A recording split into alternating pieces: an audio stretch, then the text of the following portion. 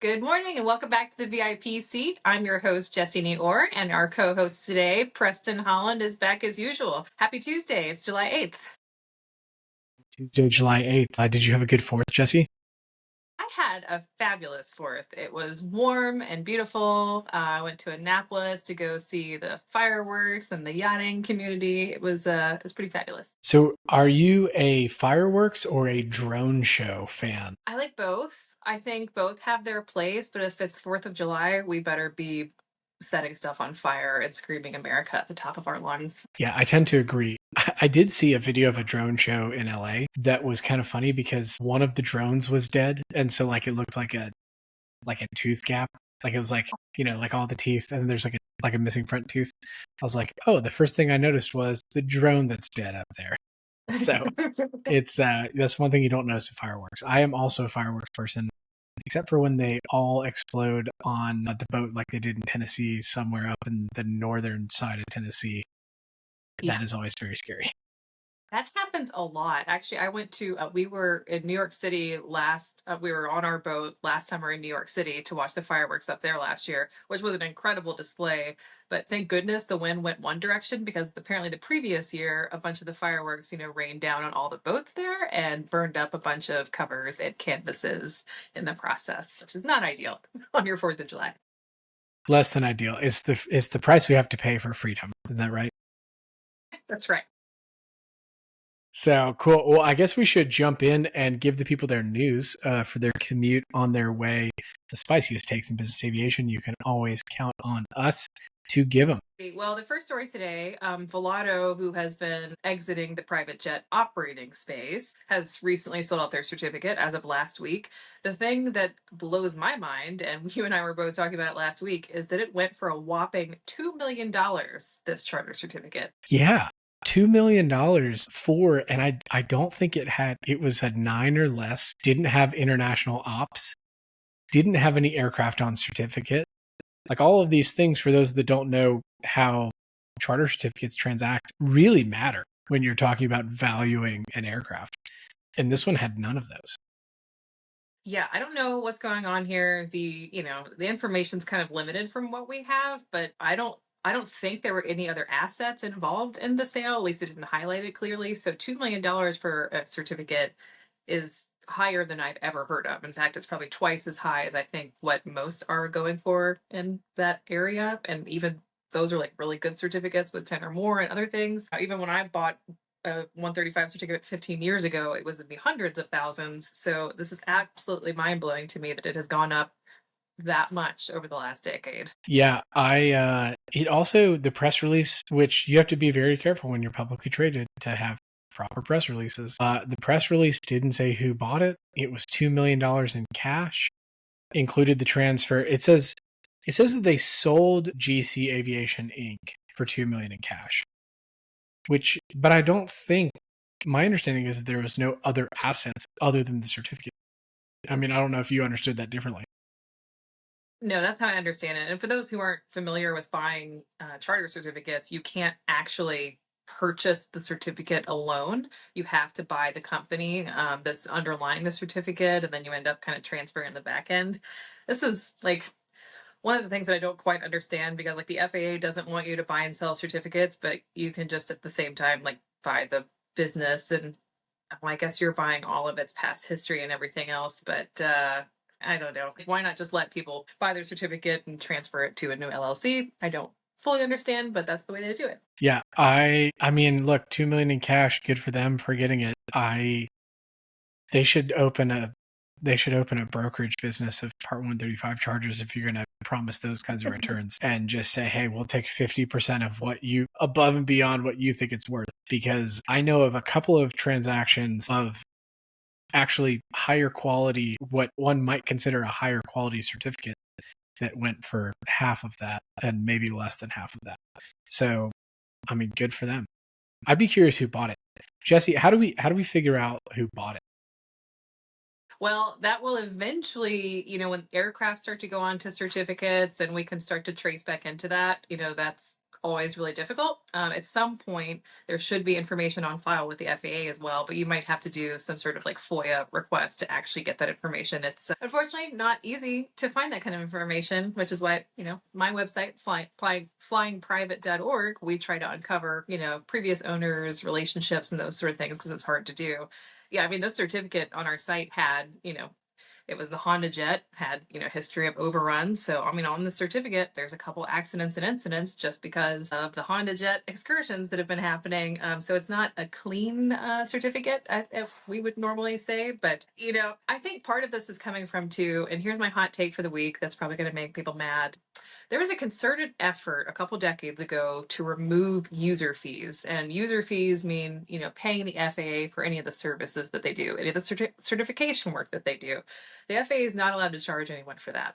So what happens is a situation like this where we can't get new certificates approved because there's not enough labor force at the FAA to approve them, and they don't have the funding to be able to expand that labor force to continue to fund those operations. So this is what happens. You either pay user fees on the front end and support the whole ecosystem of FAA's certification processes, or you end up in a scarce environment where you can't get your hands on a certificate and you pay $2 million for a certificate that doesn't have 10 or more and has an accident history. Yeah, it seems like that. I think it also creates this like weird black market, and black market is like the wrong word for it. I think the right word is like this contractor network, if you will, of people that help you get this done at the FAA, and they've got some qualifications, yet it's a private company. Like I sat on an airplane next to this dude who imports aircraft, and he was like, "Yeah, you should call my company." And I was like, "But it's with the FAA." He's like, "Well, yeah, but I'm a company, so you pay me, and then I make sure the FAA does it." Yeah. It's like, how does like that? That's weird. Like that's I don't think I like that, but whatever. The market does adapt, and I think this is a great example, right? Paying $2 million for something that would take you 2 years and a couple $100,000 worth of admin fees. You could just pay $2 million now and get it now. I mean, I think if it was me operating a business, I would rather pay, a couple $1,000s for the FAA to go through a certification process and get it when I want to get it and have the staff to be able to do it. But the trade groups don't like it whenever the FAA starts talking about user fees and anyone wants to reverse that trend. But you see the same thing in aircraft acquisitions, designated engineering representatives and all these other folks, they can charge a lot of money, thousands and thousands of dollars to do the same job that the FAA has to do for free. So there's my hot take of the week, and anyone can do with it what they will, but I think that we are silly not to pay for some resources. We have to pay for passports, we have to pay for licenses. Maybe we're working against our own interest as an industry by not having these fees. It's a good hot take, Jessie. Yeah, I think that it's you get what you pay for, even with government in this scenario. Well, that might lead us into our next story, which I guess is good news. It's not going to help 135 certificates, but it's going to help out aviation ecosystem and infrastructure. All right, so big news this week at Bombardier. An unnamed customer that's still a mystery. I can't believe it after a couple days. Usually we always know what's going on, that someone releases the information. But someone's placed an order for 50 Bombardier business jets, including Globals and Challengers, worth $1.7 billion. And it has options that could raise that total up to 120 at $4 billion. And just for reference, this is about half of the entire sales budget of Bombardier in 2024, the $4 billion. So this is a big order, and we don't know who it is. Yeah, it's a mystery. This is a huge thing, and it made the Bombardier stock just absolutely skyrocket. I was on a podcast yesterday, that TBPN, for those that are native to X. It's the Technology Brothers Podcast Network. And they're like, hey, Bombardier's stock is up, so large this year. Is it because of bonus depreciation? I said, no, it's because there's this mystery buyer of a bunch of airplanes and no one knows who it is. There's some speculation out there, and I've gotten a couple of DMs on X about who people think that it is, but frankly, I think everybody's guessing at this point. People are thinking that it might be the Saudi royal family and some ties to them. There is some support into that theory that comes from Bombardier making some pretty significant investments in their MRO ecosystem in the Middle East. And so something tied up with the sovereign wealth fund, all of that the sovereign wealth fund is very shrouded in mystery. So it's like, who in the sovereign wealth fund could it be? But that's one of the speculations that I've heard. Yeah, maybe. I even threw out. I know AirX has been trying to raise capital. I don't know if they would be able to raise this much capital. Probably not. I don't know. I thought maybe then just because they're in that bigger jet market.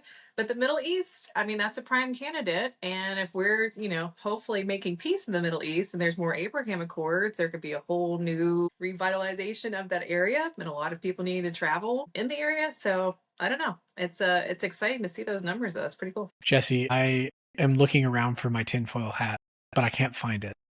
But I would like to enter into my craziest idea of who it might be. Okay. This has no bearing on fact. This has everything to do with Preston reading this news story at about 12:30 at night, laying in bed going, who could this be? All right. And if I'm right, this would be impressive. What if it's Kenny Dichter and RealJet and they place this order and they're doing it as some sort of big stunt? That would be legendary, in my opinion. I think that's a no. Come on. Maybe I'm totally wrong. Get in the conspiracy theory corner, Jessie. Come on. No. That would be a good one. I'm not going to lie. Out of everybody that it could be, that would be the craziest one. I don't know. I commented on Doug's post when he wrote this, and I said, oh, maybe it's Airavanti, and no one thought that was funny or sarcastic and ironic. I think it's funny. If it makes you feel any better, I think that that's funny. Not a single laugh. I was like, I'm not being serious here. Oh, come on. Yeah, I'm surprised Private Jet Car Comparisons, the LinkedIn page, and Doug Golan, who are the same person, didn't like it. Didn't like your comment. It's fine. It's fine. Sometimes my humor is not always understood. It's fine. I'm a little dry, a little dark. It's whatever. It's fine. Who else would be pretty crazy? I mean, who's out of absolute left field of the craziest of orders? Who could this be? I mean, it could still be one of the bigs too. I mean, it could be a FlexJet or NetJets. They're just trying not to put their cards on the table. No way. No? No. Here's my argument to that. Those two companies have a competition for who can announce the biggest fleet order of whatever aircraft type it is. True. I think that there's no way that it's anybody known. This isn't Thomas Floor. This is not VistaJet. Those types of companies never miss an opportunity to be mentioned in the press, and this would be a big mention in the press moment. I think it's got to be someone it's either Sovereign Wealth Fund or it's going to be absolutely mind-blowing of who it is.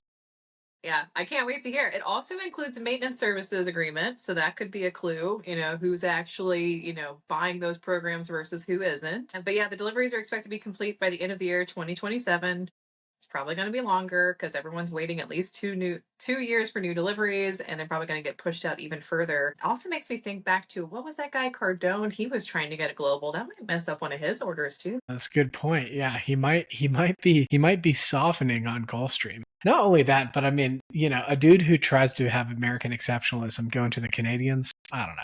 We'll see. Yeah, no, we'll see. Well, speaking about American exceptionalism, our ATC system is not yet exceptional, or maybe it was back when my dad was working there in the 70s. We are going to have some new money flowing into the system, which is great. So with the big, beautiful bill that passed, which as we announced last week, I thought it was going to happen that week, and boom, it did. So here we go, bonus depreciation. The ATC system is going to come to the VIP seat for all of your future predictions of government policy. Just kidding. We're right 50% of the time, maybe. You're either right or you're wrong. You got a 50% chance. So, yeah, the 2025 federal budget allocates $1.25 billion towards air traffic control upgrades and authorizes the 100% depreciation write-off for investments, plus other things. So it's about dang time. And can't remember the last time we had ATC actually focus in a huge bill like this to get something moving. So good for Sean Duffy. Well, it's almost like you reap what you sow, and it hasn't been mentioned in a big bill like this in a really long time. And here we are with flying in and out of Newark is an absolute crapshoot. I mean, it's a gamble with your timeline. And you've got power outages and radar outages and all this craziness. I've been working on an article about the history of privacy and like understanding when radar technology came out. The first time we used the core foundation was in like World War One, Yeah. like the foundation of our radar system, and it only evolved a little bit more after that. And like that's what we're using today. Crazy. Yeah, Yeah. the big beautiful bill, it is definitely going to help alleviate a lot of the tension that we've had in the air traffic control system. Yeah, I wonder, I mean, how quickly can this realistically happen? They want proposals by the end of July. So, first of all, that's a really fast turnaround time. I mean, maybe, people are already in the pipeline ready to do this. That's probably what's happening in the background. But then thinking about how long this actually takes to transition all these legacy systems, how to get all these air traffic controllers trained when there's already shortages, definitely needs to happen. Happy to see it happen. And I think, unfortunately, it's a positive outcome of the tragedy that we saw in Washington, D.C., because I think that was the big highlight saying, look at how outdated our technology is. You can literally look out the window and see what's happening. And on the screen, the information is off for those controllers. So, pretty crazy, but I'm hopeful to see when it's going to happen. Yeah, what it sounds like is ATC, TRACON, primary and secondary radar systems, telecommunications network. So we're getting off copper wire, which is going to be a night. I feel like it's going to be a nightmare to try and transition that. Workforce recruitment. Hey, we're going to get higher salaries. Think of that. Like maybe the maybe the ATC shortage is because it's a really highly stressful job and you don't make that much money. Huh, that's crazy. And then legacy systems retirement. I mean, look, it's about damn time. I'll just say that. Yeah. Well, they did raise the retirement age already, which was a good call. And I was joking too. My dad's like 70 something years old. I'm like, they should like recruit you to come back in Put the just to hat fill the back on. gaps. Get him the headset. It's the same technology. They're still using the strips to move stuff around. So he'd just plug and play like everybody else. Insanity. I mean, it's insanity, really, if you think about it. But I am glad to see that we are going to have a little bit of help coming to ATC. Yeah, and also the NOTAM system. So that's also getting upgrades as we speak right now. They're doing some testing at the end of this month, I believe, and then we're hoping that by September of 2025, they're actually going to roll out the new NOTAM system, which a friend of mine highlighted will still be in all caps. So you will still have to read it like the NOTAM is screaming at you out of the screen. NOTAM, look out for this runway being closed. And It's been closed for 6 years. And this Yeah, information exactly. that's 3 years old that no one ever deleted or took down. We'll see. We'll see how it goes. I hope it's useful this time. Yeah, hopefully. And it is back to notice to airmen, I think. Didn't we go? We went back to that, right? We dropped the notice to air missions. I was like, good try. Yeah, I know. Look, okay, I'm as feminist as any gal out there, but I'm like, I always think of the airmen, the crew, air crew, all this stuff. It's like it's a generalized term for everybody. I don't take it personally that it says airmen. I think that can be airmen and women. So who cares? But I don't know. It is a little silly. Ridiculous. All Well, right. should we go to social media and go see what's been going on Yes. there? Yes. No, good call, Preston. We almost forgot about our Mile High Madness segment. So why don't you go first today? Because we missed yours last week when you were on vacation. So my social media segment of the day is I don't know if you saw this, but on the 4th of July, there's a fire suppressant system that went off in a Spirit Airlines hangar. Like, the hits keep coming for Spirit. I mean, you have mergers called off, you have them being Spirit. I mean, it's like it's tough time to be Spirit. And so if you didn't see this, I'm going to share this for everybody watching. And if you're not on YouTube, this is our plug to go watch us on YouTube so that you can share in the enjoyment here of the Mile High segment. Someone is having a bad day, and I would say that is an understatement because Yikes. there is all of the fire suppression system all over the ramp. Like, Mhm. not only was it inside, the doors were open. So No. it like it flooded out onto the ramp. It's like you've got I see 3 aircraft that got touched by it. I think there's one more inside. And from everybody I've talked to, that stuff is incredibly corrosive. So like Yes. those airplanes are down for a little while. Yeah, no, it's really, really, really bad. I know NATA has been working for a long time to get the whoever's in charge of like the firefighting systems for airport standards to change those systems because water is much better than these corrosive materials that get stuck in the wheel wells and bellies and depending on where it falls. Yeah, that's pretty brutal. Well, at least the doors were open so it didn't like get into the cabin, I guess, or someone opened those as soon as it went off. I don't know. That's a bad day. That is a really tough time. Yeah, Tough to be a Spirit Airlines employee. it is. And hopefully they can make it. I mean, they've been struggling for a little while. I know. Like, it's funny. I mean, my segment this week is also an airline thing, but to be honest, like I've been liking Spirit a little better than Southwest lately, who this video You is of. convinced me to fly Spirit that one time. Wait, didn't you get delayed though or Yeah, canceled? I got delayed on the way back. It was a terrible experience on the way back. It's great on the way there. The big seat is nice though. That big front seat is very comfortable if you can get it. It definitely is. It definitely is. Well, this is an exciting segment. I've got this pulled up so that our YouTube viewers can Nice. partake in this Instagram video with us. Yeah, so we can start it here. This was kind of cute for a while when Southwest Airlines flight attendants had all sorts of like funny ways of like doing the emergency announcements. But if I saw a flight attendant doing gymnastics to close the overhead bins with her feet, I don't know what I would do on that airplane, but it's just another reason for me that people flying private want to fly private instead of flying on this show that is low cost carriers and well maybe not even low cost carriers anymore. I don't know what Southwest is anymore, but I'm So not yeah, impressed. Southwest is What an about you? expensive pay for your bags. Join the cattle line. Yeah, I don't know what you'd call that, but I'd call that an airline. I don't know. If I was this dude in the Navy right here, and it looks like he is not having a good time, like I would be like, what? And then she like shakes her butt on him. It's like I'd be like, yeah, no, I think I'll drive Yeah, over this. It's a little bit ridiculous. I try not to fly Southwest if I can. Spirit did just get a direct to Newark, so from Chattanooga, so I might have to you're going Spirit. try it. You're Yeah, doing I'm it. probably gonna guess. Oh, we did get a Delta direct to LaGuardia, so like LaGuardia check, Delta check. Both of those are good things. But Nice. yeah, if I have to, I might end up flying Spirit direct.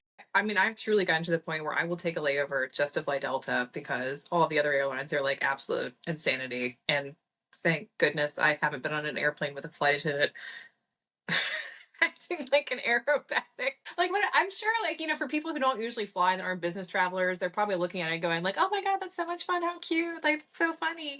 But as like a business traveler who just got those headphones in, is like, just, can you spare me the dramatics today? Like just read the freaking thing. It's like, let's go. Most listeners, the VIP seat, are uttering the F word under their breath if that's happening. I'm just going to be honest. I know our listeners, and our listeners are a little bit more sophisticated than that. But it is all the more reason to fly private, especially out of Florida and Texas, which is like super duper hot markets. Yeah, so full disclosure, this article came from Supercar Blondie, which if you haven't seen her stuff, I'm sure you have on the internet. She's the one who does all the reviews of like the really cool, like fancy cars. But they're apparently getting into the private jet reporting these days. They're claiming that the private jet activity in Florida and Texas is now more than all 27 EU countries combined in terms of activity. And I think that's probably unsurprising, considering how many people are moving to my home state, free state of Florida, and to Texas. I will just say this: we dumped your tea in the harbor, and now we are going to fly our private jets. This is American exceptionalism at its greatest. I have absolutely no problem with this statistic. I will say that. Let me just start by saying, big fan of this being the case. I am not surprised because if you look at the distribution of aircraft registrations, Texas and Florida. New York is another one, but like those are two really big ones. I think Supercar Blondie would be pretty surprised if she found out how much kind of aggregate there was in the US. They probably got this information from WingX. They're not a sponsor of the show. If you would like to, you can send us a message and we'd be happy to talk to you about sponsoring the show. But we have I would bet that that's where they're getting the data. Those locations are primo. And you look at like King Airs, Texas, right? The state bird of Texas is King Air. And Florida, I mean, you got to get out during the heat. You got President Trump who's there. You've got everybody going to Mar-a-Lago. Like there's a lot of reasons to go to Florida. So it's not surprising, but honestly, heck yeah. Just all I'm going to say. It's income taxes. I mean, there's a lot of people that are flying, just back and forth commercially to save money on income tax bills in Florida and Texas. But, for those who can afford it and for those who have a huge tax basis and are going to get kicked every single year, it makes absolute sense to go out and buy your CJ3 and go back and forth and do your financial business in New York and come home to sunny Florida on the weekends, and get your 6 months in. I totally understand. I have a client who lives in Puerto Rico and bought an airplane just so that they could be home enough nights to qualify, right? Under like the 51% rule Yeah. or whatever. Cause like they did the tax calculus and it was cheaper for them to do that than to like move to somewhere in the States. Oh, that's crazy. I mean, that's just next level. I would love to have those kinds of tax problems. But yeah, it's a popular thing to do. I also think that when we talk to like anytime I talk to a European person, they're like, "Oh, well, why don't you take the train?" And I was like, "Well, I just watched an Instagram video where it took 2 days to get from Chicago to San Francisco on a train." It's like, Yeah. that's why you get Yeah. anywhere in the EU in a day on a train, not in the US. People totally underestimate the scale of the United States. I mean, it is just such a massive place. I mean, one of the stats they came out with was that for every 10,000 people in the United States, there are 687 private jet flights in the US compared to just 107 out of 10,000 in France. So even on a per capita basis, we're flying 7 times more than the Europeans. Again, we have to. It's a necessity of the geography of our country, and it's also just really cool. So that's why we do it. It's also what makes the United States like the number one market for every service provider and everything private aviation. And you can see that reflected in eBay's registrations, all that kind of stuff. So American exceptionalism, 4th of July was last week. We dumped your tea and now we're going to burn your fuel. So heck yeah, we are unashamed. But yeah, speaking of burning fuel, Embraer might be burning a little bit more fuel this year. Yeah, it seems like they are rebounding. So for a couple years there, and look, this is almost every manufacturer, but I think Embraer in particular got hit pretty bad with some supply chain issues. They seem to have recovered, or at least mostly recovered. So they are delivering at an unprecedented pace this year than in previous years. Just Praters in the beginning of this year, it was an 86% year over year increase of the Prater 600 midsize deliveries. Overall, in Q2 of 2025, they are outpacing deliveries, I think, more than people expected based on previous years. So I don't know. Maybe the supply chain has been solved. I'm sure not completely, and something else will screw it up at some point. But we're hopefully out of the COVID worst days, and they seem to have readjusted. And all these companies just have such huge backlogs that, I mean, you're not getting planes for 2 years if you order them today, at least. Yeah, I mean, the Prater market is insane because like the thing is that there's not a lot of comparable airframes, and Flex bought a bunch of them and NetJets just started taking delivery of their 500s. So like the big fleet orders ate them up. There's a lot of people that want them. I have one client who is trying to pounce on one as soon as it hits the pre-market because he's like, look, I want one. And if I want to get in line, I have to wait a couple of years. So I'm just gonna have to pony up and buy either a year old one or try and slot into a position. But supply chain, I am just really hoping that we can get past I just really hope that we can get past the whole supply chain. Let's fix it, folks. Like let's get this fixed. Let's get the production up. unless you're Pilatus and you're like, oh, we'd like to limit our 4 years. But by the way, 4 years on the Pilatus PC12 backlog, up to 4 to 5 years, depending on who you talk to on the backlog. I just got a buddy on the list.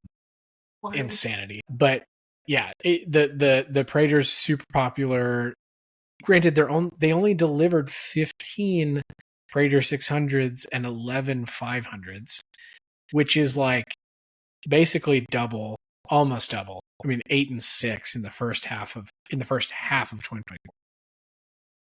So basically doubled, which is good, but it's still probably not keeping up with demand.